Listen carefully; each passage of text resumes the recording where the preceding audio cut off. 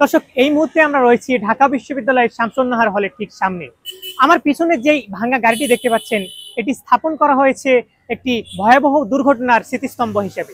কিন্তু এটি শুধু একটি দুর্ঘটনা কবলিত গাড়ির অংশ বিশেষই নয়, এটি বহন করছে বাংলাদেশের সংস্কৃতি জগতের দুই কিংবদন্তির এক মর্মান্তিক স্মৃতি।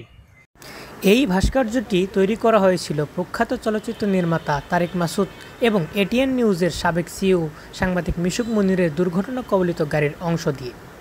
2011 সালের 13ই আগস্ট মানিকগঞ্জে এক মর্মান্তিক সড়ক দুর্ঘটনায় এই দুই গুণী মানুষ নিহত হন।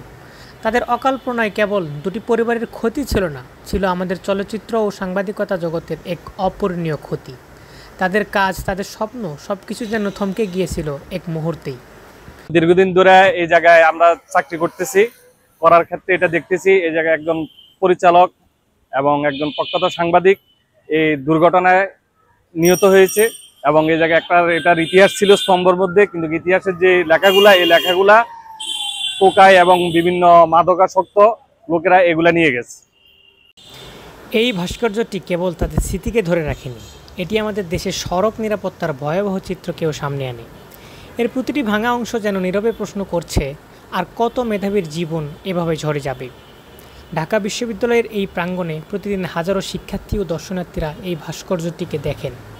এটি তাদের মনে করিয়ে দেয় তারেক মাসুদ ও মিশুক মনিরের সৃষ্টিকর্মকে।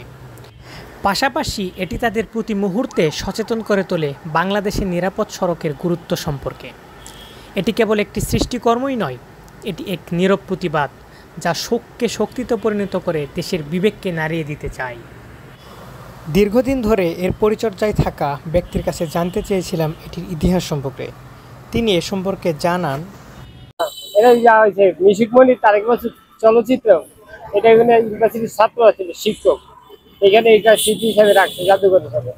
এই মানিকগঞ্জে অ্যাক্সিডেন্ট হয়েছিল, ছবি করতে গেছিল, এনে অ্যাক্সিডেন্টে মারা গেছিল। এখানে একটা স্মৃতি হিসাবে রাখছে ইউনিভার্সিটি বিসি স্যার অনুমতি নেই। এটা কত বছর ধরে আছে? এটা 2013 সালে 12 সালে আনছে। এটা ঠিক আছে, 8 সালে অ্যাক্সিডেন্ট হয়েছে, 12 সালে আনছে। এটা আমি আবার দেখাশোনা করি, পরে করি না, বেতন বেতন দেয় না দেখে সাইডে দিচ্ছে।